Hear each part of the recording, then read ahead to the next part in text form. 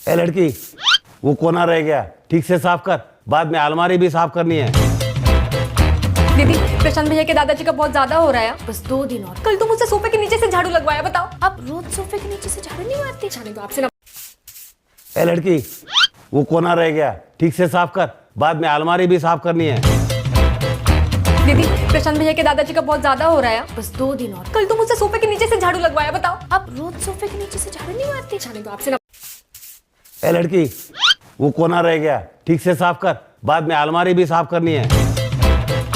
दीदी, प्रशांत भैया के दादाजी का बहुत ज्यादा हो रहा है, बस 2 दिन और। कल तो मुझसे सोफे के नीचे से झाड़ू लगवाया, बताओ। आप रोज सोफे के नीचे से झाड़ू नहीं मारते? जाने दो, आपसे ना। ए लड़की, वो कोना रह गया, ठीक से साफ कर, बाद में अलमारी भी साफ करनी है। दीदी, प्रशांत भैया के दादाजी का बहुत ज्यादा हो रहा है, बस 2 दिन और। कल तो मुझसे सोफे के नीचे से झाड़ू लगवाया, बताओ। आप रोज सोफे के नीचे से झाड़ू नहीं मारते? जाने दो,